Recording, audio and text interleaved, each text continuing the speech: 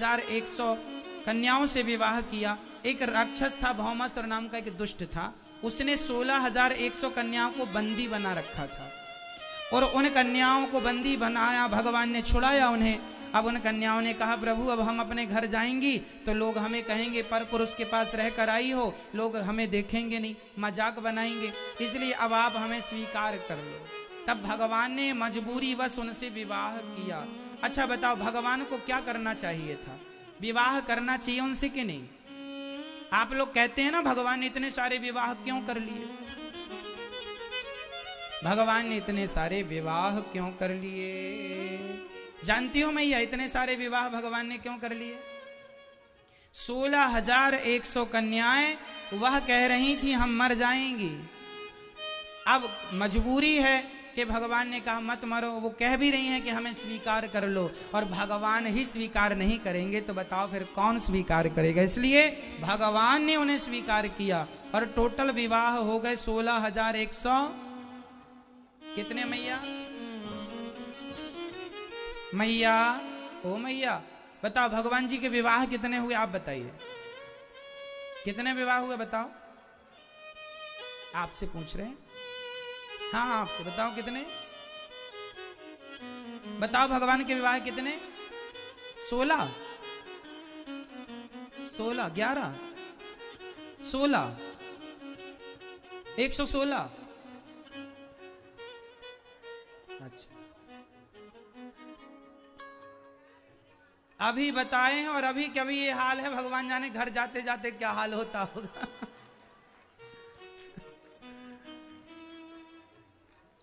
16,108। तो भगवान ने ये सारे विवाह क्या अपनी मर्जी से किए? तो फिर किसकी मर्जी से? सामने वाले उन स्त्रियों की मर्जी से। भौमासुर नाम के दैत्य ने 16,100 कन्याओं को बंदी बना रखा था। भगवान ने भौमासुर को युद्ध में पराजित किया। अब वो कन्याएं कहाँ जाएंगी, कोई स्वीकार नहीं करता, तो भगवान ने स्वीकार कर लिया। कई लोग आरोप लगाते हैं भगवान ने इतने सारे विवाह कर लिए, तो तुम्हारे वश में हो तो तुम भी कर लो, कौन रोक रहा है? संभल जाए तो संभाल लो, एक तो संभल नहीं रही है। अरे वो भगवान है, उनसे अपनी तुलना ना किया करो। वो भगवान है, कहां भगवान कहां हम तुच्छ प्राणी। अब भगवान का विवाह जब संपन्न हुए, अच्छा भगवान की हर रानी से 10 बेटा और एक बेटी हुई है। इतना बड़ा परिवार था भगवान का, और फिर भी भगवान मुस्कुरा रहे हैं। देखो इतना बड़ा परिवार, कितनी टेंशन ना रही होगी, है ना? कभी एक पत्नी बोल रही होगी हमारे लिए रानी हार लाओ, तो दूसरी कह रही होगी साड़ी लाओ, तीसरी कह रही है हमें पार्लर में जाना है, चौथी कह रही होगी हमें ये ला के दो, पांचवी कह रही। कितनी झंझटों के बीच में भी भगवान मुस्कुरा रहे हैं। इसलिए जीवन की हर परिस्थिति में प्रसन्न रहना सीख लो। किन से सीखना है ये मैसेज, संदेश, ये चीज? भगवान से। भगवान हर परिस्थिति में कैसे हैं? खुश, प्रसन्न। इसलिए आपको हर हाल में कैसे होना चाहिए? खुश होना चाहिए। बोलो घी, बोलो ही, बोलो ही। ऐसे जब सास डांटा करे ना आपको, तो आप धीरे धीरे ऐसे बोलो करो, ही। सास डांटती रहेगी, आप प्रसन्न रहना। और जब बहू बोले कुछ उल्टा सीधा, तो सास भी बोले ही। मतलब खुश रहा करो कुल मिला के। छोटी छोटी बातों को दिल में ना लगाया करो। सास ने कह दिया तो मुंह फुलाए बैठ गई। खुश रहा करो, सदा प्रसन्न। किसी के कहने से आपकी प्रसन्नता में कोई बाधा नहीं पड़नी चाहिए। क्यों जी? सही है। प्रसन्नता अखंड होनी चाहिए, उसमें कोई बाधा नहीं होनी चाहिए।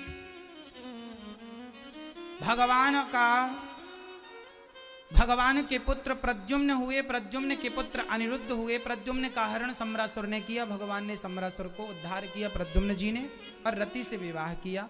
इसके बाद भगवान ने वाणासुर की बेटी उषा से अनिरुद्ध का विवाह संपन्न हुआ। एक राजा थे नृग, उन्होंने गौदान किया था।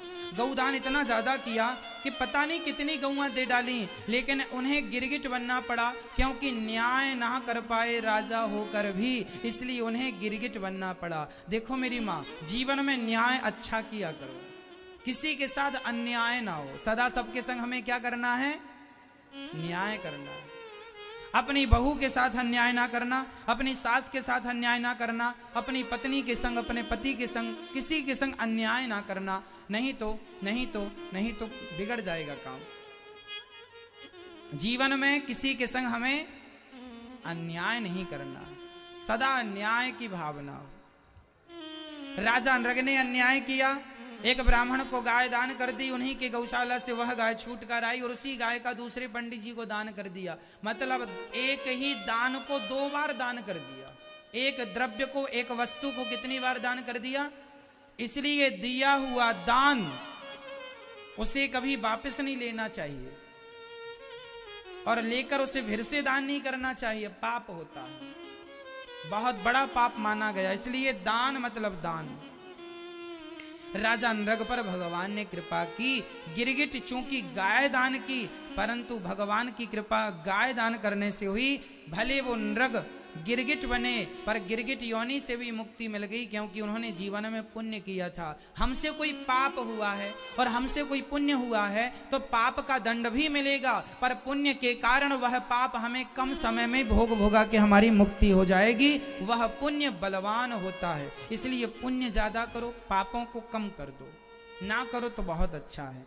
राजा नृग पर कृपा, पौंड्रक और काशीराज, भगवान काशीराज पर उद्धार करते, काशीराज पर कृपा। एक पौंड्रक नाम का राजा था, वह नकली भगवान बना घूमता था।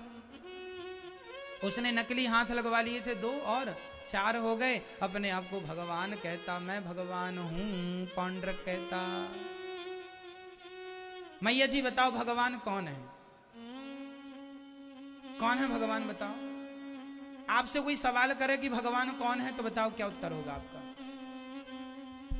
बताओ मेरी माँ, बेटा आप बताओ भगवान कौन है?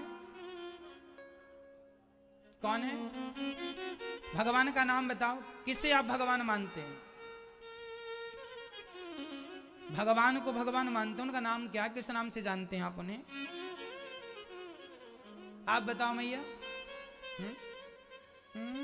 आप बताओ मैया। हाँ? भगवान किसे कहते हैं? हम लोग भगवान किसे कहते हैं बताओ। थोड़ा जोर से, चलो इस तरफ से कोई आवाजें नहीं आ रही हैं, इस तरफ से। मैं आप बताओ, आप बताओ भगवान किसे कहते हैं? जिसने सृष्टि को रचा। तो कौन ने रचा? भगवान ने। नाम ही तो पूछ रहे हैं। ब्रह्मा। आपके हिसाब से ब्रह्मा जी भगवान है, आपके हिसाब से कौन भगवान है मैया? हाँ हाँ, जिसमें 5 तत्व हैं, जिसमें 5 तत्व में भगवान। आप में यह भगवान की व्याख्या क्या है आपके हिसाब से?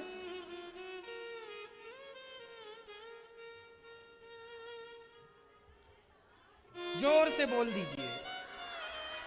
ये बात, ये हुई कोई बात? अरे हम भगवान का नाम ही तो पूछ रहे हैं कोई आपसे, और थोड़ी कोई कठिन सवाल कर रहे हैं। भगवान किसे कहते हैं? जिसमें 6 गुण हो। ऐश्वर्यस्य समग्रस्य, धर्मस्य यशः श्री, ज्ञान वैराग्य और चैव षड्नाम भक्तिर्न। भगवान का नाम है नारायण। भगवान नारायण को ही, श्रीमन नारायण को ही हम भगवान मानते हैं। कोई कहे भगवान कौन है, तुरंत कह देना श्रीमन नारायण। वह नारायण ही, उन्होंने ही ब्रह्मा को प्रकट किया, उनसे ही फिर ब्रह्मा ने सृष्टि की, फिर उनसे शिव जी का जन्म हुआ। भगवान नारायण ही अनादि है। ब्रह्मा का जन्म होता है और ब्रह्मा जी मर जाते हैं। आपको पता है ब्रह्मा जी 100 साल की आयु होती है केवल, पर उनका 100 साल बहुत बड़ा होता है। उनके एक दिन में 1000 बार चतुर्युग बीत जाता है, ऐसा उनका 100 साल होता है। एक कल्प कहते हैं उनके एक दिन को। तो भगवान नारायण, ब्रह्मा जी का जन्म होता है मर जाते हैं, इंद्र का जन्म होता है मर जाते हैं, सबका जन्म होता है मर जाते हैं, केवल एक भगवान नारायण है जो कि अजन्मा है। अजन्मा मीन्स जिनका जन्म ही नहीं, जब जन्म नहीं तो फिर मृत्यु का सवाल। वह नारायण ही विष्णु है, वह नारायण ही ब्रह्मा बने, वह नारायण ही शिव है। मूल तत्व में नारायण है, इसलिए श्रीमन नारायण। श्री मतलब लक्ष्मी, नारायण मतलब लक्ष्मी के सहित नारायण। तो हमारे भगवान कौन है मैया? श्रीमन नारायण। वही नारायण राम है। हमारे भगवान कौन? राम। हमारे भगवान कौन? श्री कृष्ण। वही कृष्ण है, वही राम है, वही नरसिंह है, वही धनवंतरी है, वही जगन्नाथ जी हैं, द्वारिकाधीश जी हैं, वही सांवरिया सेठ हैं, विठल नाथ जी हैं, वही तिरुपति बालाजी हैं, वही रंगनाथ जी हैं, वही बद्रीनाथ जी हैं, वही रामेश्वरम है, वही है। अलग अलग समझने की जरूरत। तो आज से सवाल एक तो जवाब भी एक। भगवान कौन? उत्तर श्रीमन नारायण। भगवान कौन? श्रीमन नारायण। भगवान श्रीमन नारायण। हमारे भगवान कौन? नारायण। वह नारायण ही कृष्ण है और वह नारायण, इनमें कोई अंतर? राम और कृष्ण में बड़ा कौन? आप बताइए बेटा, राम और कृष्ण में बड़ा कौन? राम जी बड़े। आपके हिसाब से कौन? राम जी बड़े। मैया आपके हिसाब से कौन? राम जी बड़े। हाँ अच्छा, राम से बड़ा उनका नाम, ये भी ठीक है। आपके हिसाब से कौन बड़ा? राम और कृष्ण में बड़ा कौन? राम जी बड़े। मैया आपके हिसाब से राम और कृष्ण में बड़ा कौन? आप बताइए कौन बड़ा राम कृष्ण में? राम जी। मैया आप बताओ। राम जी। मैया इस तरह बताओ कौन बड़ा? अरे मेरी माँ, राम और कृष्ण में कोई बड़ा नहीं, इनमें कभी भेद नहीं रखना चाहिए। राम और कृष्ण दोनों एक ही हैं, ये दो नहीं है। तुम्हारी मम्मी और तुम्हारे पापा की पत्नी दो हैं? बोलो। दो हुए? एक है ना। जबकि देखो बातें दो हो गई, आपकी मम्मी और आपके पिता की पत्नी। दो बातें, दो ढंग से बातें हैं, पर बात एक ही है। पत्नी का ही इशारा है दोनों ढंग से। उसी प्रकार राम जी त्रेता में आए तो उनका नाम राम पड़ा। वो द्वापर में भगवान। मैया, ओ मैया, हो गई पंचायत? अच्छा ठीक। तो राम जी द्वापर में, कृष्ण राम जी त्रेता में आए तो उनका नाम पड़ा राम, और द्वापर में वही नारायण आए तो नाम पड़ा। तो राम और कृष्ण दोनों में कोई भेद नहीं है। कुछ लोग ऐसा कहते हैं कि राम जी में 12 गुण हैं, कृष्ण जी में 16 गुण। ऐसा आपने सुना होगा। ये बातें मिथ्या हैं। सत्य क्या है मैं आपको बताऊं। राम जी में 16 गुण नहीं, राम जी में 12 नहीं और कृष्ण में 16। भाई कहते हैं ना, कृष्ण की 16 कलाएं हैं और राम जी की 12 कलाएं। अरे कलाओं का अर्थ है, राम जी सूर्य वंश में पैदा हुए तो सूर्य की कलाएं 12 होती हैं। सूर्य 12 राशियों में जाता है, मेष वृष मिथुन कर्क, इसलिए 12 कलाएं सूर्य की हैं। तो कुछ अज्ञानी लोगों ने सूर्य की कलाओं को राम की कलाएं मान लिया और कह दिया राम जी में 12 कला। पागल, वो कलाएं राम जी की नहीं, वो कलाएं सूर्य की हैं और सूर्य वंश में राम जी आए। अब 16, अब चंद्र वंश में कौन आया? भगवान कृष्ण। कौन सा वंश? चंद्र वंश।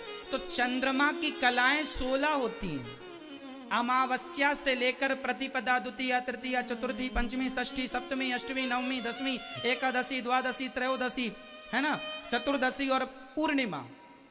अमावस्या से लेकर पूर्णिमा कितना हुआ? 16 हो गए। तो 16 कलाएं, चंद्रमा 16 कलाओं में रहता है। पूर्णिमा में अलग दिखेगा, अमावस्या में दिखेगा नहीं, प्रतिपदा को अलग दिखेगा, द्वितीया को। ये कलाएं किसकी हैं? चंद्रमा की हैं। चूंकि कृष्ण चंद्र वंश के हैं तो उनके वंश में आने से लोगों ने ये कह दिया कि कृष्ण की 16 कलाएं हैं। ना जी, कृष्ण की 16 कलाएं नहीं और राम जी की 12 कलाएं नहीं, ये कलाएं सूर्य और चंद्र की हैं। भगवान नारायण की कलाएं तो अनंत हैं। राम और कृष्ण, इनमें स्वप्न में भी भेद नहीं मानना चाहिए। कोई आपको भेद समझाए भी, यही भारत का दुर्भाग्य है। हम अपने आप को पंडित मानते हैं, क्षत्रिय मानते हैं, हम अपने आप को कुछ मानते हैं, कुछ अरे मेरी माँ, हमारी एक ही जात है, हम केवल हिंदू हैं और हम केवल मनुष्य हैं। हम हिंदू हैं और हम एक हैं। ब्राह्मण, क्षत्रिय, वैश्य, शूद्र चारों एक ही हैं। 4 नाम इसलिए पड़े थे क्योंकि भगवान को व्यवस्थाएं करनी थी। बताओ ब्राह्मण के पिता कौन है? बताओ ब्राह्मण किन से पैदा हुआ? किन से? भगवान से। भगवान के मुख से ब्राह्मण का जन्म हुआ। ब्राह्मणों से मुख मासीत। भगवान के मुख से किसका जन्म हुआ? ब्राह्मण का। क्षत्रिय कहां से जन्म लिया? बोलो। भुजाओं से। ब्राह्मणों से मुख मासीत, बाहु राजन्यः। भुजाओं से क्षत्रिय का जन्म हुआ। किसकी भुजाओं से? भगवान नारायण के मुख से ब्राह्मण, भगवान नारायण के भुजाओं से क्षत्रिय और भगवान नारायण की जंघा से वैश्य और भगवान नारायण के चरणों से शूद्र। अब बताओ मुझे, चारों का पिता एक ही हुआ कि नहीं? ऐसा हम नहीं कह रहे हैं, वेद वचन है ये। ब्राह्मणों से वेद वाक्य बोल रहा हूं, सुन लेना। इसे धरती में कोई काट नहीं सकता इस ज्ञान को। ब्राह्मणों से मुखमासीत बाहु राजन्यः कृतः ऊरु तदस जदवैश्याः पदभ्यां शूद्रो अजायत। ये वेद वाक्य है जिसमें ये परिचय है कि ब्राह्मण भगवान के मुख से, क्षत्रिय भगवान की भुजा से, वैश्य भगवान के जंघा से और शूद्र भगवान के चरण से।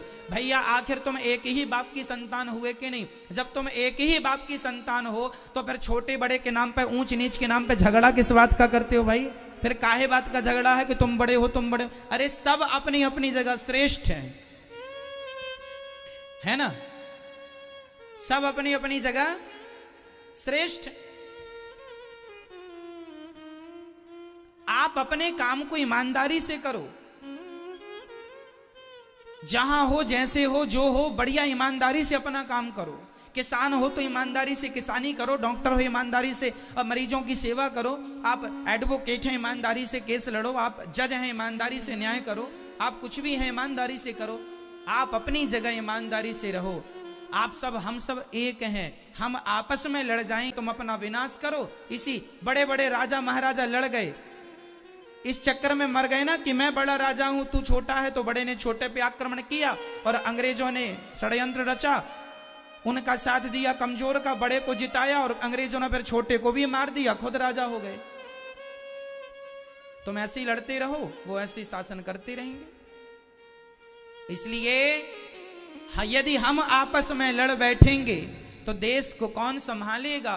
कोई भी बाहर वाला अपने घर से हमें निकालेगा। दीवानों जरा होश करो, मेरे देश प्रेमियों, आपस में प्रेम करो, मेरे देश प्रेमियों। हम आपस में प्रेम करें, है ना? तुम भी हमारे हो, तुम भी। ब्राह्मण भी मेरा है, क्षत्रिय भी मेरा है, वैश्य भी मेरा है और शूद्र भी मेरा। हम 4 भाई हैं।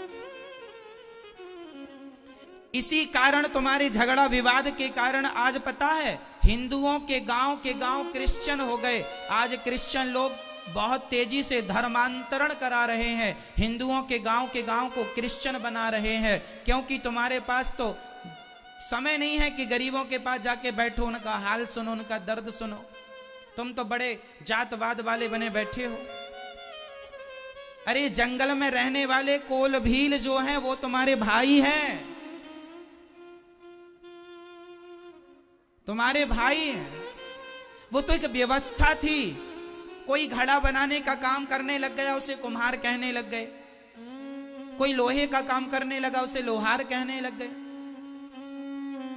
ये तो काम के नाम पर जात पड़ गई। जात किसी की थी थोड़ी, ये जात थोड़ी है। जात केवल 4 ही है, ब्राह्मण क्षत्रिय वैश्य शूद्र, और यह भी जात नहीं है, प्रकार है। जैसे आम कितने प्रकार का होता है?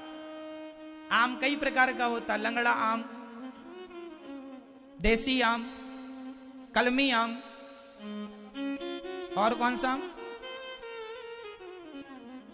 कौन सा आम? दशहरी आम। ऐसे आम तो एक ही है, पर आम के प्रकार होते हैं। दशहरी आम का स्वाद अलग, लंगड़ा आम का स्वाद अलग, कलमी आम का, आम सब हैं पर सबके आकार अलग हैं, सबका स्वाद अलग है। आम आम है। उसी प्रकार हम सब मनुष्य हैं, पर मनुष्य भी 4 प्रकार के होते हैं, ब्राह्मण क्षत्रिय वैश्य शूद्र। जो वेद पढ़े, वेद पढ़ाए, वो ब्राह्मण। जो युद्ध में जाकर के युद्ध करे वह क्षत्रिय, देश की रक्षा करे। जो पैसे से सबका पालन करे वह वैश्य, और जो सबकी सेवा करे वैश्य की भी। क्षत्रियों के लिए भी तलवारें बनाए। क्षत्रिय तलवार चला सकता है पर तलवार बना नहीं सकता, बनाते शूद्र भाई हैं। तो कोई बना रहा है, कोई चला, ये व्यवस्था है। एक हॉस्पिटल में सब लोग होते हैं। एक हॉस्पिटल केवल डॉक्टर से नहीं चलता। एक हॉस्पिटल में सब, जितनी अहमियत डॉक्टर की है उतनी ही अहमियत एक झाड़ू पोंछा करने वाले व्यवस्थापक की है, क्योंकि वो झाड़ू पोंछा ना करे, गंदगी होगी तो बीमारियां कम होने की जगह बढ़ेगी। इसलिए जितना डॉक्टर का महत्व है उतने ही वहां के अन्य कर्मचारियों का भी महत्व होता है। क्यों जी? सही है। तो सब व्यवस्था है ये कि डॉक्टर का काम ऑपरेशन करना है, इनका काम सफाई करना है ना। अरे भैया, जब हॉस्पिटल में आप जाते हैं ना, बिस्तर पे पड़े रहते हैं, तो वहां पर एक आदमी आता है, एक औरत आती है, पुरुषों के लिए पुरुष, स्त्रियों के लिए स्त्री, जो बिस्तर में पड़े पड़े उसे मलमूत्र कराता है। आदमी उठ नहीं सकता ना उस समय, तो बिस्तर पे पड़े पड़े मलमूत्र होता है। वह स्त्री या वह पुरुष जो ये मलमूत्र बिस्तर पे तुमको कराते हैं, तुम्हें नहलाते हैं, तुम्हारा शरीर पहुंचते हैं, क्या वह भी डॉक्टर से कम है? वो ना करें ये काम, कौन करेगा? उनके बिना तो सब फिर गतिविधि रुक जाएगी। इसलिए सबका अपना अपना एक स्थान है ना। इसलिए हम ये भेदभाव ना रखें। जब बच्चा पैदा होता है ना, तो गांव में ताई आती है नरा काटने के लिए। तुम्हारे बच्चे के मुंह में हाथ डाल के गंदगी साफ करती है। तुम्हारे बच्चे को सबसे पहले वही ताई स्नान कराती है, तब तुम्हारा बच्चा शुद्ध होता है। जिसके स्नान कराने से तुम्हारी संतान अशुद्ध होती है, वह स्वयं महिला अशुद्ध कैसे हो सकती है? उसको ये कह के आज छोटा कह के दुत्कारा जाता है कि तो छोटी जात की है, इसको छू लेने से कई लोग नहाते हैं। कितना बड़ा अपमान होता है ना लोगों का, ये गलत है। जिसके छूने से हम शुद्ध होते हैं, वो कैसे अशुद्ध हो सकती है? तो ये जातवाद का, हमारे यहां जातियां थी, जातवाद नहीं था। जातियां एक व्यवस्था के लिए थी, छुआछूत, ऊंच नीच, भेदभाव के लिए हमारे यहां कोई भेदभाव नहीं है। यदि भेदभाव होता तो राम जी शबरी के यहां क्यों जाते? शबरी के बेर क्यों खाते? आज की भाषा में शबरी दलित की बेटी है। राम जी ने शबरी के घर जाकर बेर खाए। राम जी ने निषाद राज को गले से लगाया। निषाद राज तो कोल भील थे, जंगल में रहने वाले। तो राम जी ने जब भेद नहीं रखा जीव मात्र में, अरे सबकी सब ईश्वर की संतान है। जिस परमात्मा ने हमें बनाया है उसी परमात्मा ने उन्हें भी बनाया है। इसलिए हम भेदभाव ना रखें, सबको गले लगाएं, सब में भगवान का दर्शन करें और सब मिलजुल के अपने देश की रक्षा करें। हम यदि आपस में लड़ गए तो देश खतरे में पड़ जाएगा, और हम संगठित हो गए तो क्या मजाल कि हमारी एक तरफ कोई आंख उठा के देख लेगा। इसलिए रामचरितमानस में लिखा है, जहां सुमति तहां संपत्ति नाना, जहां एकता है वहां ज्यादा सुख है। जहां सुमति तहां संपत्ति नाना, जहां कुमति तहां विपत्ति निदाना। जहां लड़ाई है, झगड़ा है, आपस में मतभेद है, वहां कभी लक्ष्मी का वास नहीं होता। हमारा देश गुलाम इसलिए हो गया था क्योंकि हम लोग आपस में लड़ने लग गए थे। एक राजा दूसरे राजा का दुश्मन बन गया था। इसलिए जहां लोभ होता है ना वहां झगड़ा होता है। कैकेयी के अंदर लोभ आया, झगड़ा हो गया, राम जी को वनवास भेज दिया। इसलिए सब हमारे हैं। हम तो देखो भेद नहीं रखते किसी से। हमने किसी से कोई जात नहीं पूछी, यहाँ गौरी गोपाल जी की रसोई में हजारों लोग रोज भोजन करते हैं, हमने आज तक किसी से जात नहीं पूछी। आपने यहाँ देखा होगा सब लोग एक साथ बैठ के भोजन करते हैं, जात पात का हमने तो भेद नहीं रखा, हमने तो मिटा दिया। अब आपकी बारी है, मुझे तारीख बता दो, आप कब मिटाओगे ये जात पात का जहर, कब घोलना बंद करोगे? मैंने तो मिटा दिया। मैं बचपन से कभी जातवाद के, मैं सबके संग बैठा करता था। मेरे गांव में जो मोची समाज होते हैं, मोचियों के संग में बैठा करता था, बातें किया करता था, बराबरी से बैठता था, उनको अपने बराबर पर बिठा के और उनका सम्मान करता था। हम ही अपनों का सम्मान नहीं करेंगे, हम ही अपनों को दुत्कारेंगे तो कौन गले लगाएगा? हमारे जंगली कोलभील भाइयों को आपने दुत्कार दिया तो क्रिश्चियनों ने जाकर गले लगाया, उन्हें हमदर्दी दिखाई और उन्होंने हमदर्दी दिखा दिखा के धर्म परिवर्तन कर लिया कि नहीं, करा लिया कि नहीं? फिर कल को सारा भारत में धर्म परिवर्तन हो जाएगा, हिंदू बचेंगे? खतरे में पड़ जाओगे। पहले पूरी दुनिया में केवल हिंदू रहा करते थे, आज केवल मुट्ठी भर बचे हैं भारत में। दुनिया में और कहीं हो तुम्हारे जात बिरादरी के तो बता दो, क्योंकि यही घमंड था कि हम बड़े हैं, हम बड़े हैं। इसी अहंकार में सब मिटते चले गए, गले लगाया नहीं, अपनाया नहीं, परिणाम ये हुआ। इसलिए कहता हूं संगठित रहो,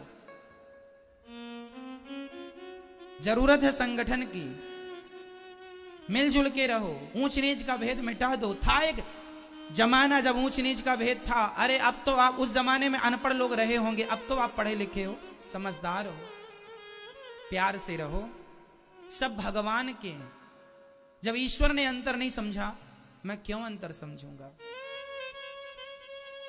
गंगा का पानी केवल ब्राह्मणों के लिए नहीं है, केवल क्षत्रियों के लिए नहीं है, केवल वैश्यों के लिए नहीं है, केवल शूद्रों के लिए नहीं है, प्राणी मात्र के लिए है। चींटी से लेकर हाथी पानी पीता, सबकी प्यास वो गंगा मैया बुझाती। गंगा मैया क्या कहती है कि ना तू ब्राह्मण, तू शूद्र है, तू पानी नहीं पिएगा? ना जी, गंगा मैया तो सुअर को भी पानी पिलाती है और हाथी को भी पानी पिलाती है, कोई भेद नहीं रखती है। हम काहे भेद रखें?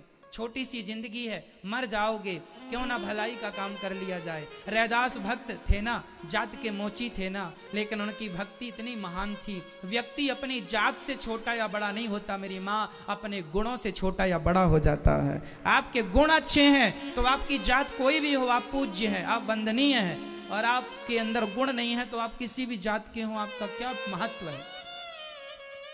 इसलिए टैलेंट की कीमत है, योग्यता की कीमत है, गुणों की कीमत है, उसको बढ़ाइए। कि आप किसी भी जात के हैं, मुझे कोई लेना देना नहीं कि आपकी जात क्या है।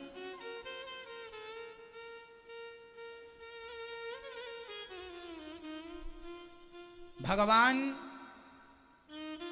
रामचरितमानस की एक चौपाई और कह के मैं इस पूरे सब्जेक्ट को पूरा कर लूंगा। रामचरितमानस में लिखा है, सो पर नारी लीलार गोसाई, तजऊ चौथ के चंद्र की नाई। जो स्त्री अपना कल्याण चाहती है, ध्यान से सुनना मेरी माँ, जो स्त्री अपना कल्याण चाहती है वह पर पुरुष को बिल्कुल ना देखे, और जो पुरुष अपना कल्याण चाहता है वो पराई नारी को बिल्कुल ना देखे। अब आप कहो महाराज ना देखें तो बाजार जाएं तो क्या पट्टी बांध के जाएं? भाई जाते हैं तो देखना तो हो ही जाता ना जी, पट्टी ना बांधो मेरी माँ, देखने का नजरिया बदल दो। कैसे देखना चाहिए? कैसे? मैं ये बताओ, पुरुषों को कैसे देखना चाहिए? आप बताओ, पुरुषों को कैसे देखना चाहिए? हाँ? हमसे उम्र में बड़ा है तो पिता की तरह देखना चाहिए। किसकी तरह?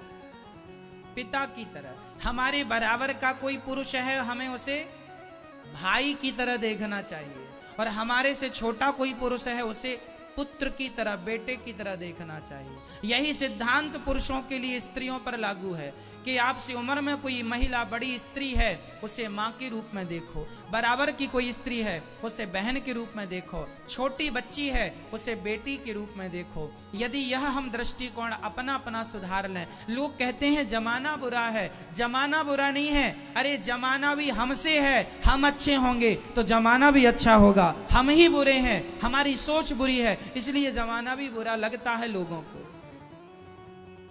ना तो लड़की बुरी होती है, ना तो लड़के बुरे होते हैं, केवल सोच बुरी होती है, केवल विचार बुरे होते हैं। उन विचारों को आप शुद्ध कर लें, पवित्र कर लें तो कुछ भी बुरा नहीं है, पर हो जाए तब ना। इसलिए स्त्री पुरुष को पिता, पुत्र या भाई के रूप में देखे और पुरुष स्त्री को बहन, माँ या पुत्री के रूप में देखे। गलत निगाहों से ना, गंदी निगाहों से ना, बहुत पवित्र दृष्टि से। आज शास्त्र कहते हैं देखा करो, पर इस दृष्टिकोण से। लेकिन आजकल के बच्चे देखते नहीं हैं, ताकते हैं। ताकते रहते तुझको सांझ सवेरे। आजकल के बच्चे मोबाइल पर रिंगटोन लगाते हैं। मैया आपने सुनी कैसी? ताकते रहते तुझको सांझ सवेरे।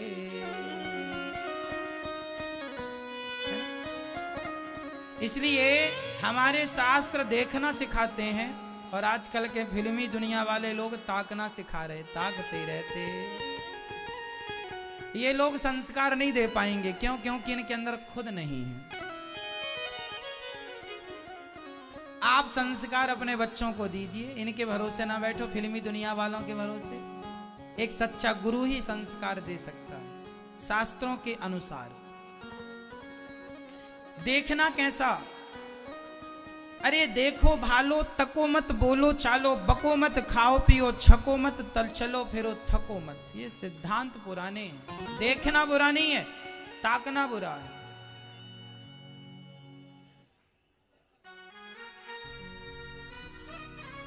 आजकल बेटियां ताक पहले ताकती हैं और बेटे भी, बच्चे भी ताकते हैं। स्कूल जा रहे हैं पढ़ने के लिए, माँ बाप ने भेजा, कॉलेज जा रहे हैं, पीएचडी करने गए हैं, कॉलेज पढ़ने गए हैं, लेकिन पढ़ते नहीं है, ताकते हैं। और ताकते ताकते क्या होता है? इनको प्यार हो जाता है। और प्यार करने के बाद क्या करते हैं? लव मैरिज कर लेते, कोर्ट मैरिज कर लेते। मम्मी ने भेजा था पढ़ के आना, वो पीएचडी की डिग्री लाना, पीएचडी की डिग्री तो मिली नहीं, और भागा कर किसी लड़की को लिया, माँ ये है पीएचडी मेरी, ये पीएचडी खड़ी है बिल्कुल बोलती चालती। अब ये पढ़ने गए थे, क्या से क्या कर लिया, कहां गया था, कहां पहुंच गया। तो ये शिक्षा ऐसी है आजकल की। कॉलेज में बच्चे गलत रास्ता अपना लेते हैं। आज बड़े बड़े शहरों में मैया जी आप जाकर देखना, बड़े बड़े शहरों में बड़े बड़े कॉलेजों के पास जाकर देखना, वहां पर लड़के लड़की दोनों बैठे रहते हैं एक दूसरे के कंधे पर हाथ रख करके। ये वही बच्चे हैं, वही लड़के लड़कियां हैं जिनके माँ बाप ने भेजा था पढ़ने के लिए। इनकी पढ़ाई कुछ ऐसी हो रही है। आप मुंबई चले जाइए, समुद्र के किनारे मधुमक्खियों की तरह झुंड लगी है लड़का लड़कियों की। ये वही हैं माँ बाप ने भेजा था, बेटा मेरा नाम रोशन करेगा, हो रहा है। इसमें गलती बताओ किसकी है? मैं ये बताओ किसकी गलती है? मैं ये नहीं कहता कि बच्चों को पढ़ाना नहीं चाहिए, खूब पढ़ाओ, बना पढ़े तो बढ़ेंगे नहीं ना भाई। पढ़ाई तो जरूरी है, शिक्षा तो फर्स्ट, पहली प्राथमिकता हमारी शिक्षा है। हमें ज्यादा पढ़ना चाहिए, अच्छे से पढ़ना चाहिए, पर पढ़ाई के नाम पर ये प्यार, ये अपना चरित्र बिगाड़ लेना, क्या ये उचित है? क्या ये सही है? क्या ऐसा होना चाहिए? फिर माँ बाप तुम ध्यान क्यों नहीं देते?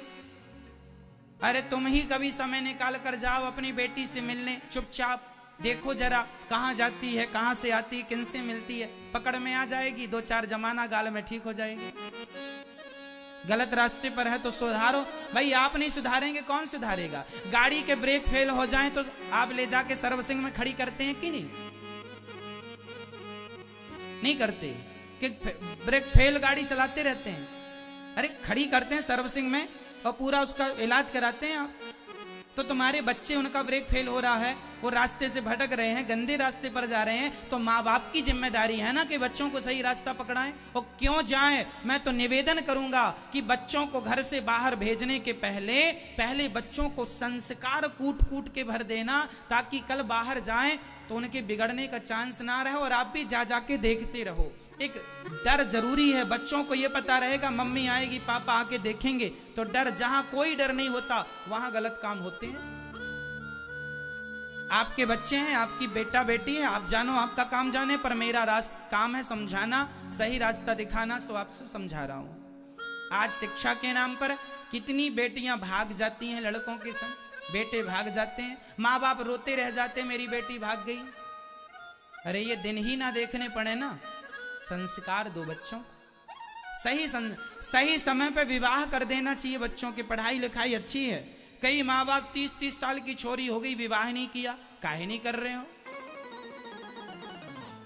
विवाह करो समय से। समय से विवाह ना करने से आज ये सब उल्टी सीधी बातें चल रही, उल्टा सीधा काम होता है। विवाह कर दो समय से, बच्चों के सुखी रहें, गृहस्थ में रह के पढ़ाई लिखाई करते रहें, क्या बुराई है? चलो आप समझदार हैं। बाकी हम ये समझाना चाहेंगे, एक लड़का मेरे पास आया, महाराज जी मैं इस लड़की से प्यार करता हूँ। हमने कहा करो। बोले महाराज जी से विवाह करना चाहता हूँ, करो। तो हमसे हमारी मम्मी तैयार नहीं है, मम्मी कहती हैं कि इस लड़की से विवाह करेगा तो मैं तुझे घर से निकाल दूंगी, या मैं निकल जाऊंगी, या मैं मर जाऊंगी। मैंने कहा बेटा तेरी मम्मी का फिर दिल मत तोड़, माँ कहती है तो मान जा, ना कर विवाह, इसी से तेरी भलाई है। ना महाराज जी मैं विवाह इसी लड़की से करूंगा। मम्मी, फिर मैंने कहा मम्मी का क्या? बोले मम्मी मरे तो मर जाए, पर मैं विवाह इस लड़की से करूंगा। मैं अपना दूसरे शहर में जाके रह लूंगा, पर मैं विवाह इस लड़की से करूंगा। लो भैया, मम्मी मरे तो मर जाए, मम्मी रोए तो रोती रह जाए, मैं विवाह इस लड़की से करूंगा। ये क्या प्यार है?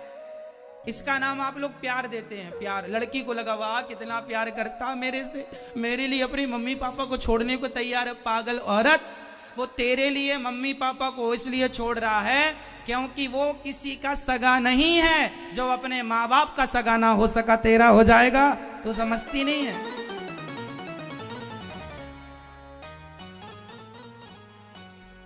इसलिए ऐसे लड़कों का बिल्कुल भरोसा ना करना जो अपनी माँ को, और लड़कियां भी माँ बाप को छोड़ देती हैं। अब जो अपनी माँ को छोड़ चुकी है, अपने बाप की ना हो सकी, वो किसी लड़के की क्या हो जाएगी बताओ। इसलिए ऐसे रिश्ते नहीं बनाने चाहिए, ऐसे लोगों से रिश्ते नहीं बनाना चाहिए। जो अपने माँ बाप के ना हो सके वो किसके होंगे? क्यों जी? यही तो भाई, चावल जब बनता है तो आप लोग एक ही दाना तो दबा के देखते हैं। चावल का एक दाना सारा तो नहीं दबाते, सारा दबाएं ना जी। एक दाना दबाते हैं, एक दाना पक गया मतलब सारा चावल। आपके एक चीज को चेक की जाती है कि आप कितने संस्कारी हो। आप यदि अपने माँ बाप को छोड़ के भाग गए हैं तो इससे पता चल गया कि आप कैसे हैं, सब पता चल गया इससे। इसलिए बिल्कुल मेरी बहनों आप गलती ना करना किसी लड़के के संग भागने की। मेरे भाइयों आप गलती ना करना, और चरित्र बड़ा स्ट्रांग बना के रखना। मर जाना अच्छा है, पर चरित्रहीन होके जिंदा रहना अच्छा नहीं है। चरित्र मजबूत होना चाहिए। हमारा कैरेक्टर, हमारी सबसे बड़ी संपत्ति हमारा चरित्र है। चरित्र गवा के करोड़ों कमाया भी तो क्या कमाया? अरे चरित्रवान होकर तुमने भले सूखी रोटियां खाई, पर चरित्रवान तो हो। इसलिए जीवन में क्या जरूरी है, धन या चरित्र? चरित्र जरूरी है मेरी माँ, और चरित्रों की शिक्षा अपनी बेटियों को, अपने बेटों को दिया करो। आज लोग चरित्रहीन होते जा रहे हैं। हाँ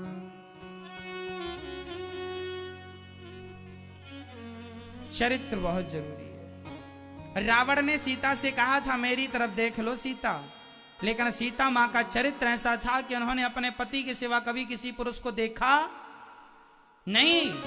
रावण कहता है कि ये मंदोदरी तुम्हारे पांव दबाएगी। मंदोदरी बहुत सुंदर थी, महारानी थी, मतलब मंदोदरी जैसी महारानियां तुम्हारी सेवा करेंगी, तुम्हारे कपड़े धुलेंगी यदि तुम मेरी बन जाओगी। लेकिन धन्य है मां सीता, भारत की महिला ऐसी होती है कि वो कभी अपने पति को छोड़कर किसी को देखती नहीं। और भारत का पुरुष कैसा होता है?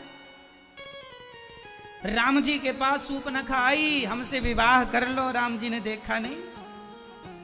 इसलिए चरित्र बहुत जरूरी है, हर फील्ड में, हर क्षेत्र में चरित्र चाहिए। इसलिए चरित्र मजबूत रखना। आप बाकी समझदार हैं बहुत ज्यादा, तो नहीं समझना।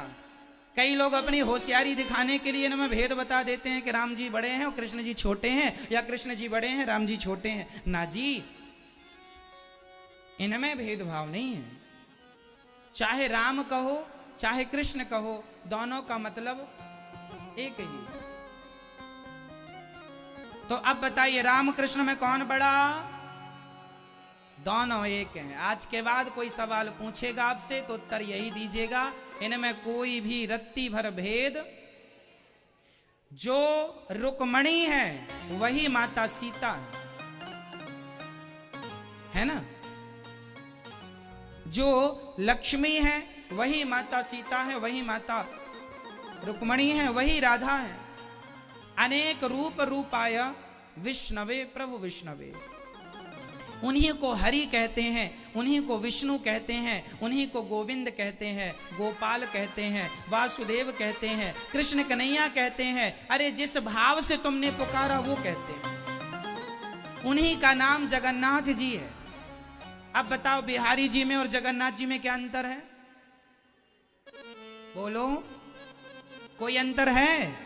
कोई अंतर नहीं। चाहे बिहारी जी को देखो चाहे जगन्नाथ जी को देखो, बताओ बिहारी जी में और तिरुपति बालाजी में कोई अंतर है? कोई अंतर है? नहीं जी। चाहे तिरुपति बालाजी को देख लो चाहे बिहारी, एक ही बात है।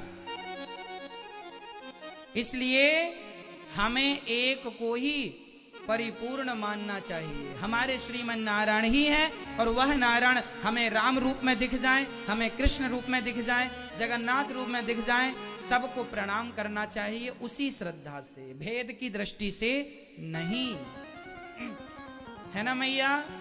हमने कोई अपराध किया हो तो माफ कीजिएगा। आपको बुरा तो नहीं लगता हम पूछ लेते हैं आपसे? नहीं आपको लगे महाराज जी हमारी तो इमेज खराब कर रहे हैं आप। हम तो आपकी जानकारी के लिए आपको पूछते हैं ताकि आप ध्यान से सुने और उस चीज को समझें। ठीक है? बुरा लगा हो तो सॉरी। ठीक है? अच्छा आगे चलते हैं। भगवान पांडरक नाम के व्यक्ति को वो भगवान बना घूमता था। आजकल हमारे भारत में एक बाबा जी का मंदिर बना दिया और सब लोग उसे उन्हें भगवान भगवान। अरे भैया वो भगवान नहीं, वो फकीर हैं, वो सिंपल, वो फकीर हैं। और फकीर हिंदुओं में नहीं होता, फकीर हिंदुओं में नहीं होते। हिंदुओं में साधु होते हैं, सन्यासी होते हैं, संत होते हैं। फकीर मुसलमानों में होते हैं। तो जिनके आपने मंदिर बना रखे हैं और बाबा बाबा करके पूजा करते हो वो फकीर हैं, और फकीर मुसलमानों के होते हैं, हम हिंदुओं के नहीं होते। है ना? हमारे भगवान तो केवल श्रीमन नारायण एक ही है। दो चार भगवान। अच्छा टोटल भगवान कितने हैं बताओ? मैया आप बताओ टोटल भगवान कितने हैं? मैया अच्छा केवल मुस्कुराती रहती है, कोई उत्तर नहीं देती। पहले दिन से आज आखिरी दिन है, जितने भी सवाल किए हर सवाल का एक ही उत्तर है, मुस्कुरा देना। अच्छा है, यूं ही मुस्कुराते रहो मैया। बताओ भगवान कितने हैं मैया?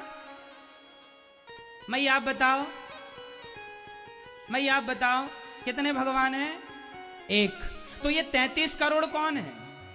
हाँ ये देवता है 33 करोड़। भगवान तो एक ही है, और उन भगवान का नाम क्या है? श्रीमन नारायण। तो फिर ये बाबा जी कौन है जिनका मंदिर बना है? ये फ्रॉड है ये। है ना। जिनको आज बाबा बाबा कह के आप पूजा करते हैं, गली गली घर घर मंदिर बना दिए, कहाँ कहाँ ना बिठाल दिए। राम जी को नीचे बिठालते हैं, बाबा की फोटो ऊपर लगा देते हैं, बाबा का चित्र ऊपर रख देते हैं, और लोग भगवान मान रहे हैं। क्या यही तो कलयुग की शुरुआत है? क्या आप अपने पति का स्थान किसी दूसरे पुरुष को दे सकती हैं? जब आप अपने पति का स्थान दूसरे पुरुष को नहीं दे सकती, तो एक भक्त अपने भगवान का स्थान किसी बाबा को कैसे दे सकता है? कोई व्यक्ति भगवान कैसे हो सकता है? भगवान तो सिंधु हैं, हम तो बिंदु हैं। इंसान को भगवान से तुलना नहीं हो सकती, मेरी तुलना भगवान से नहीं हो सकती। भगवान भगवान है, हम तुच्छ प्राणी हैं। क्यों जी, समझ रहे हैं? अब आप लोग मनमाने ढंग से कुछ करें तो वो आपकी अपनी स्वतंत्रता है, पर जो परमिशन शास्त्र वेद पुराणों की है वह यह कहती है हमारे भगवान केवल श्रीमन नारायण है, बस। माता रामो मत पिता रामचंद्र स्वामी रामो मत सखा रामचंद्र सर्वस्वम में रामचंद्रो दयालुर नान्यम जाने नहीं व जाने न जाने। मैं राम के सिवा, अपने कृष्ण के सिवा किसी को जानता नहीं हूं, और जानने की मुझे जरूरत भी। अब आजकल तो नए नए भगवान लॉन्च हो रहे हैं, नए नए। अब क्या बताएं हम, इसलिए आप सावधान रहो बस।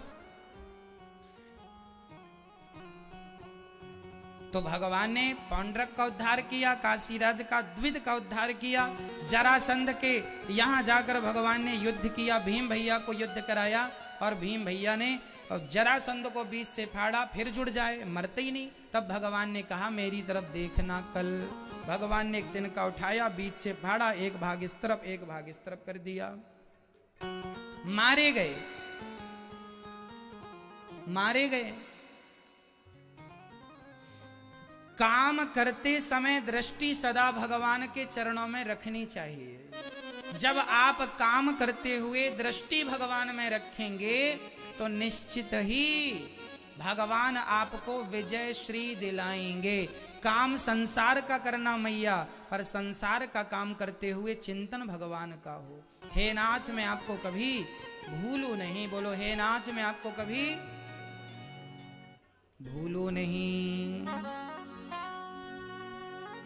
हम भगवान को ना भूलें बस। अब जरासंध का उद्धार हुआ, फिर शाल्व का, दंतवक्र का, और युधिष्ठिर के यज्ञ में भगवान ने ब्राह्मणों के चरण धो करके चरणों की सेवा की। अपने से बड़ों की ना सेवा करनी चाहिए। हम ये नहीं कहते कि तुम भक्ति करने लग जाओ, हम ये नहीं कहते कि तुम मंदिर जाने लग जाओ, हम ये कहते हैं कि अच्छे इंसान बन करके अपने माता पिता की सेवा करने लग जाओ, और जरूरतमंदों की, दीन दुखी की भगवान मानकर सेवा करो। मंदिर जाने की भी जरूरत नहीं है। जो तुम्हारे घर में, तुम्हारे आसपास दुखी लोग हैं, उनकी मदद करते रहो, इसी से भगवान प्रसन्न हो जाएंगे। अलग से कुछ करने की जरूरत नहीं। जब हम दूसरों का दुख दूर करते हैं तो हमारा भी दुख दूर करते हैं भगवान।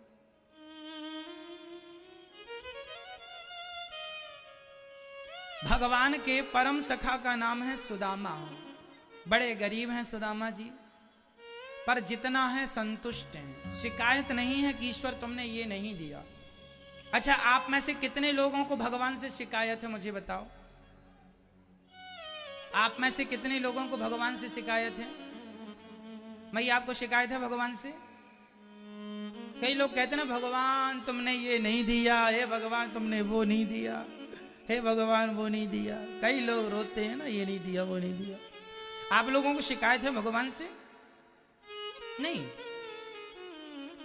भगवान से हमें कोई शिकायत नहीं होनी चाहिए। अरे शिकायत नहीं, उनका तो दिन रात धन्यवाद करो।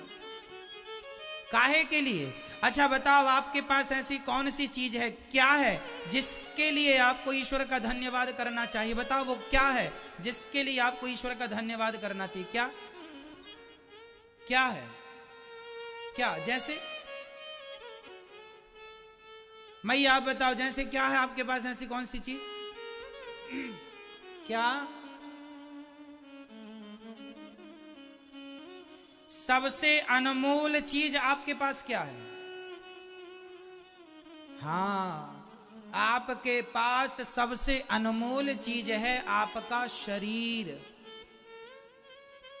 इस शरीर, इस बॉडी से ज्यादा अनमोल हमारे शरीर का एक पार्ट भी यदि खराब हो जाए तो वह करोड़ों देने पर नहीं मिल सकता। मतलब हमारे शरीर का एक अंग करोड़ों से ज्यादा का है, हाँ या ना?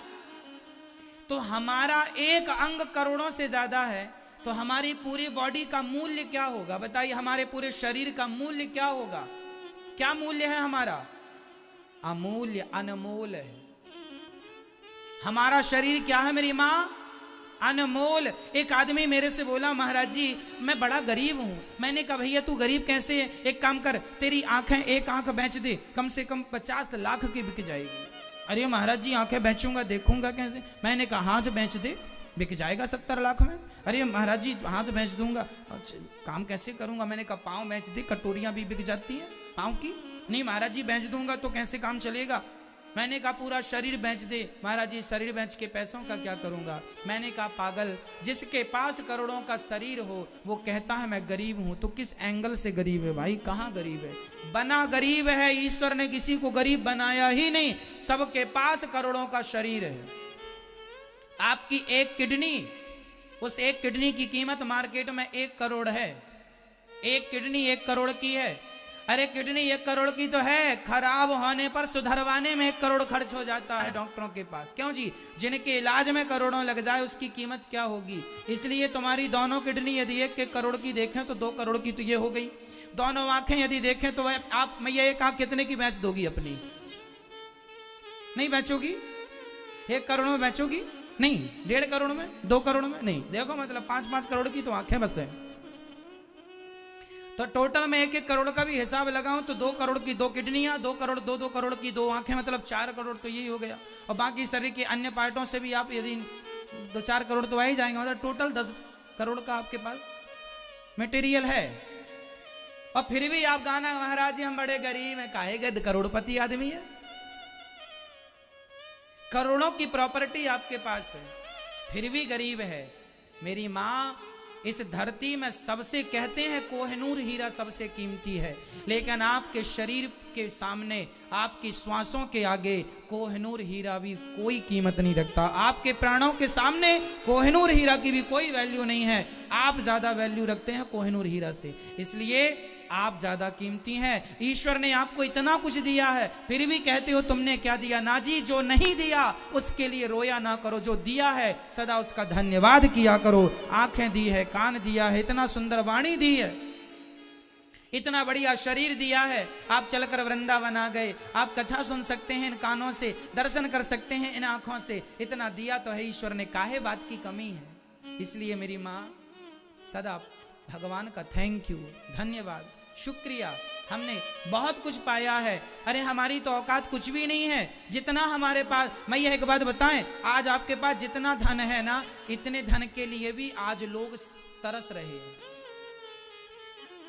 कई बार मैं देखता हूं आपके घर में जो सामान कचरे में पड़ा है, कई बार उस सामान के लिए लोग तरसते हैं जो आपके घर में कचरा, कबाड़ है।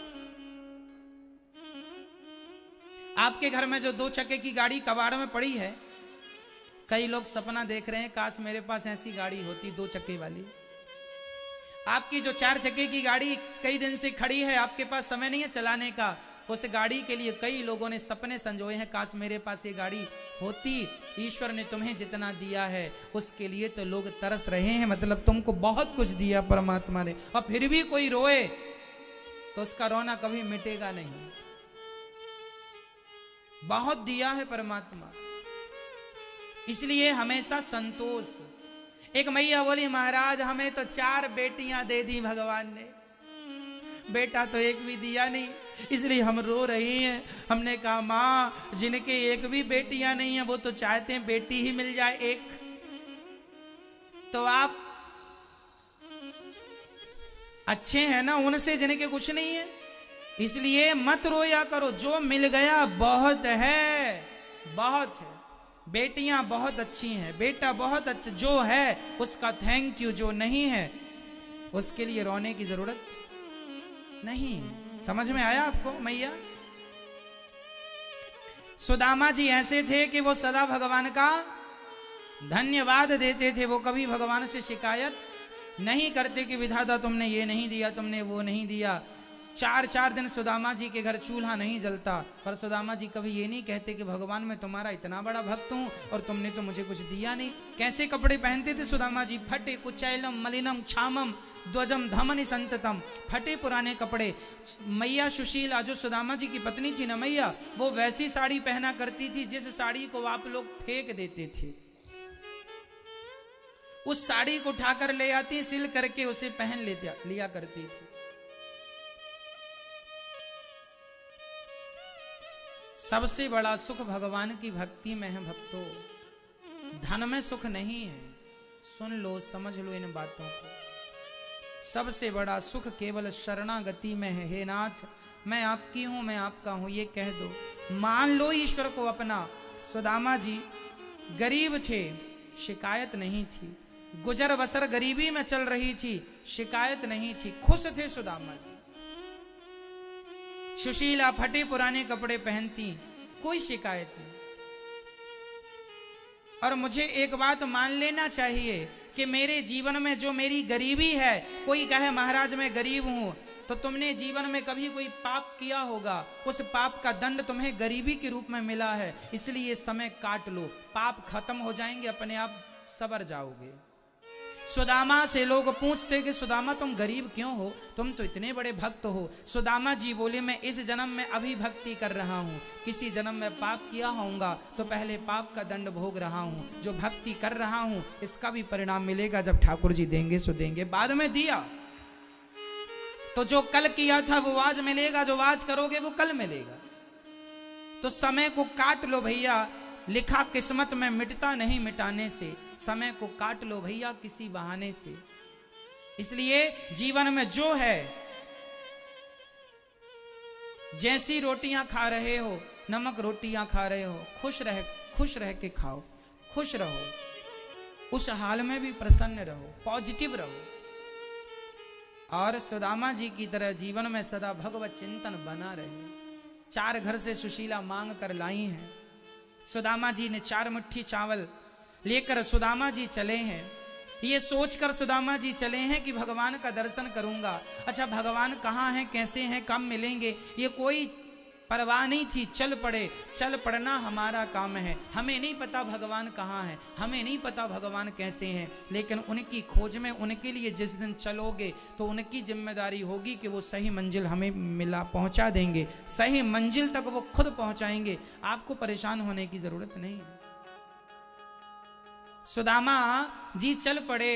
रास्ते में स्वयं भगवान आए और भगवान ने उनकी मदद की। जीवन में जब भी कोई आपकी मदद करे तो यही सोच के जीवन आगे बढ़ाना कि इस रूप में भगवान ने आकर मेरी बहुत बड़ी हेल्प की है। ईश्वर ही हम सबके रक्षक हैं। हमें यह नहीं सोचना चाहिए कि व्यक्ति ने मदद की। अरे व्यक्ति के अंदर जो मदद करने के विचार आए, वो विचार कहां से आए? विचार भगवान के द्वारा प्रकट हुए ना। भगवान ने प्रेरणा दी तब तो आपने मदद की। आप लोग यहां वृंदावन आए हैं, क्यों आए हैं? आप कह रहे हैं मैं आई हूं, मैं आया हूं ना जी, ना आप आए हैं ना आप आई हैं। भगवान की प्रेरणा हुई, भगवान ने प्रेरित किया, इसलिए उनकी मर्जी से आप यहां आए हैं। इसलिए हम जो भी करते हैं, जो भी सोचते हैं, जो भी होता है, वो उसके पीछे ईश्वर का विधान होता। तो जीवन में कोई भी हमारी मदद करेगा तो हम उसे किस रूप में देखेंगे? भगवान के रूप में। वह भगवान ही है, इस रूप में आए हैं। उन्हें प्रणाम करो हृदय से, उनका सम्मान हो। इसलिए सब में भगवान का दर्शन करना सीख लो।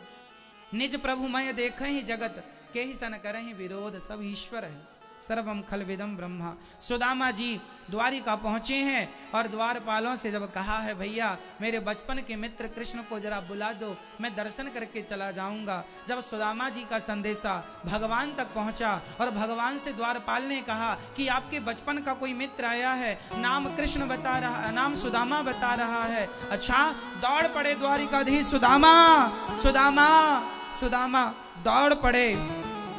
सुदामा जी के लिए भगवान ने सिंहासन, सब बड़े बड़े राजा महाराजा आश्चर्य में डूब गए। ये कैसा मित्र है इनका, भगवान जिनके दर्शन के लिए ब्रह्मा लाइन में खड़े रहते हैं, आज वो भगवान एक सामान्य व्यक्ति के लिए दौड़ रहे हैं। भगवान सबसे ज्यादा प्रेम अपने भक्त से करते हैं, और सुदामा जैसे भक्तों के लिए तो प्राण न्यौछावर कर दौड़ पड़े, हृदय से लगाया सुदामा को मित्र। तुमने बड़ी देर लगा दी आने में। सुदामा ने कहा मित्र देर मैंने नहीं, देर तुमने आने में लगा दी। ले जाकर सिंहासन पर बिठाला है सुदामा जी को, और भगवान ने नैनों के नेत्रों के जल से सुदामा के चरणों को धो दिया, पावन कर दिया है। रुक्मणी जी ने जल दिया, भगवान ने निर्मल कर दिया जल को, चरणों को। देखे सुदामा की दीन दशा, करुणा करके करुणा निधि रोए।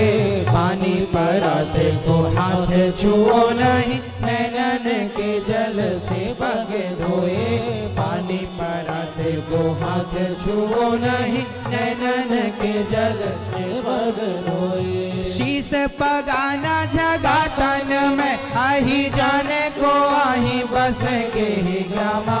धोती फटी सी लटी दुपटी, अरुपाए उपासन की नहीं सामा। द्वारे खड़ो ध्वज दुर्बल एक, रहो चकी सो वसुधाया भिरामा। पूछत दीन दयाल को धाम, बतावत अपनो नाम सुदामा। पूछत दीन दयाल को धाम, बतावत अपनो नाम सुदामा। भगवान ने नेत्रों के जल से चरण धोए। कितना प्रेम करते हैं ना भगवान अपने भक्तों से। भगवान रोते हैं भक्त के लिए, तो भक्त को भी चाहिए कि वो रोया करे भगवान के लिए। कन्हैया को एक रोज रोकर पुकारा, कृपा पात्र किस दिन बनूंगा तुम्हारा। इसलिए भगवान को रोकर पुकारा करो, जैसे गोपियां पुकारती थी। भगवान से प्यार करना सीखो। सुदामा जी भगवान को चावल दे रहे हैं। सुदामा के पास देने को क्या था, 4 मुट्ठी, जितना था पूरा दे दिया। इसलिए जितना है हम वो भगवान को समर्पित करें। बताओ आपके पास कितना है, कितना है? आपके पास आपका बेटा है, पति है, पत्नी है, परिवार है, मकान है, दुकान है, बिजनेस और व्यापार है, यहाँ तक कि आपका शरीर है। ये सब भगवान को सौंप दो प्रभु, ये सब आपकी संपत्ति है। हम तो केवल आपके चौकीदार बन के रहेंगे। आपकी एक जरा सी जिम्मेदारी जो दे रखी है परिवार की, वो आपका बनकर निभाएंगे। ना ये बेटा मेरा, ना बेटी आपका परिवार है। हम तो केवल एक निमित्त बनकर, कार्यकर्ता बन के निभा रहे हैं। लेकिन हम गलती क्या करते हैं, दावा ठोकने लगते हैं ये बेटी मेरी है, ये बेटा मेरा है, तुम्हारा नहीं है मेरी माँ, तुम्हारा कुछ भी नहीं है उसके अंदर। केवल 9 महीने तुमने पेट में रखा तो दावा कर दिया मेरा, मेरी है। भगवान ने तो उनमें आंखें लगाई, कान लगाए, दिल की धड़कन ना डालते तो तुम क्या कर लेती। इसलिए आपका नहीं है वो, तुम्हारा शरीर भी तुम्हारा नहीं, तुम्हारा शरीर परमेश्वर का अधिकार है। यदि शरीर आपका था तो बुढ़ा होने लगा, रोका क्यों नहीं? क्यों जी? इसका अर्थ नहीं है मेरी माँ, आप सब जानती हो, मैं याद दिलाता हूँ, जानती हो मेरी माँ, जानती सब हो। को भगवान ने सब कुछ देकर विदा किया। जब सुदामा जी गए तो वहां सोने का महल पाया। भगवान ने सोने का महल तैयार रखा है अपने भक्त के लिए। सुदामा ने बहुत समय तक राज्य का आनंद लिया, जवानी भी दी भगवान ने। उसके बाद भगवान कुरुक्षेत्र गए हैं, जहां अपनी गोपियों से भेंट करते हैं। भगवान अपनी माँ देवकी से भेंट करते, यशोदा से भेंट करते हैं। माता देवकी के पुत्रों के लौटाने की चर्चा, भृगु जी ने भगवान की परीक्षा ली। सांब का कपड़ा बांध कर जाना, संतों का अपमान करना, मेरे पेट में बेटा है कि बेटी, ऐसा सांब ने संतों की परीक्षा के लिए कहा कि संतों ने कहा, जा तेरे वंश का नाश करने वाला, तेरे गर्भ से मूसल प्रकट होगा। कपड़ा हटाकर देखा, मूसल निकला, चूरन करके फेंक दिया। मूसल को जरा सी कील बची, सो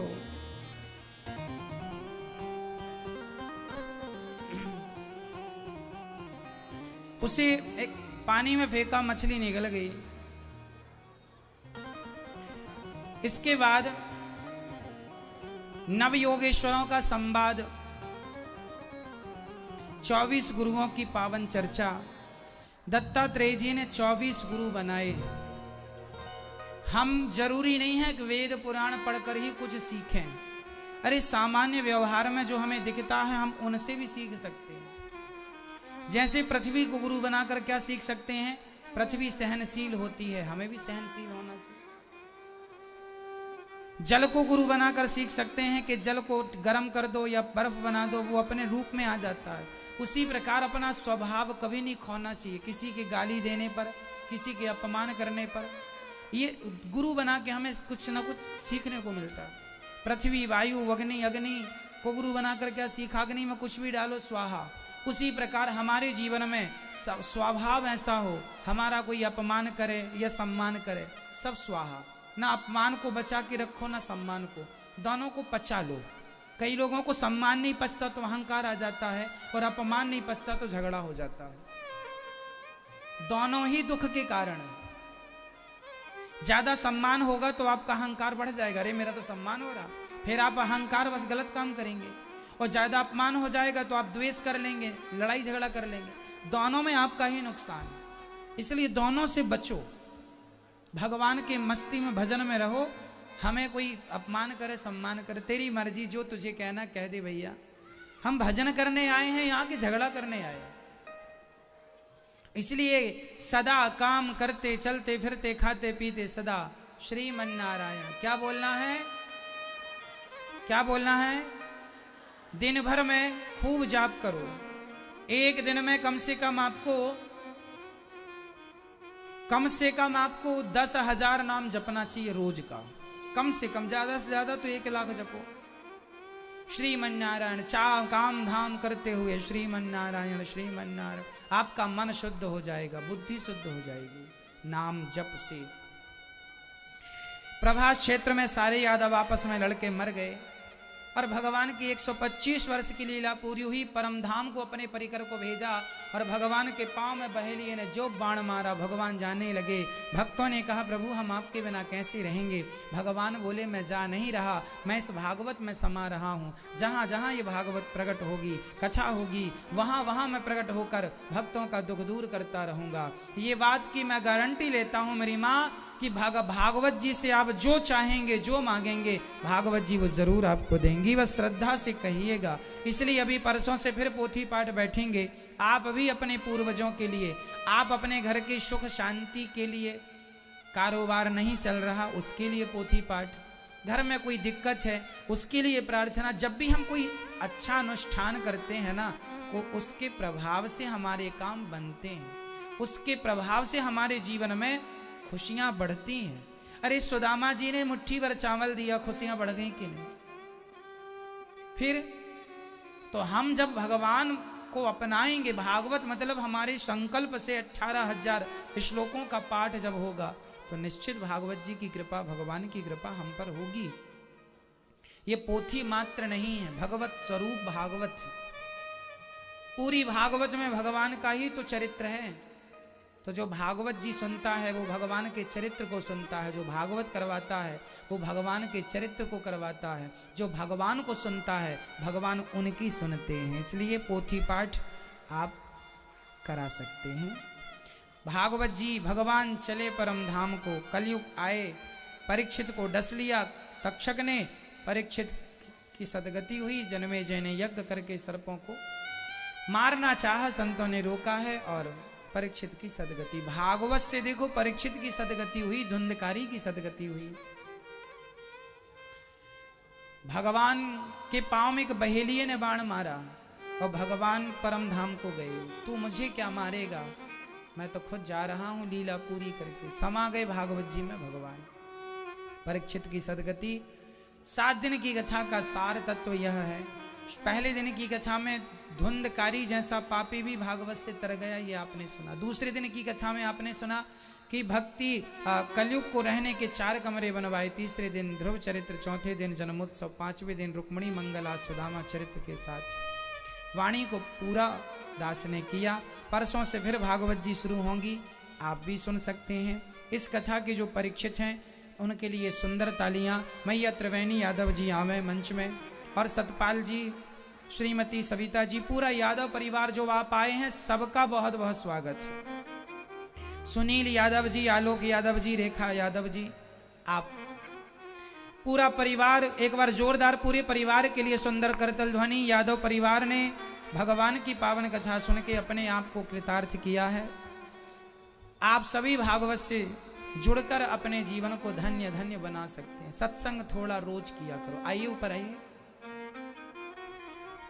7 दिन जो आप कथा सुनते हैं उसका प्रसाद आपको, पोथी पाठ जो कराते हैं उनके घर पर प्रसाद पहुंचता है, जो यहाँ भागवत जी, तो आप यहाँ प्रसाद बोलिए मेरे संग एक बार बोलो, नाम संकीर्तनम यस्य, नाम संकीर्तनम यस्य, सर्व पाप प्रणाशनम, सर्व पाप प्रणाशनम, प्रणामो दुख समनस, प्रणामो दुख समनस, तम नमामि हरिम परम। तम नमामि हरिम। हे प्रभु, मेरे अपराधों को क्षमा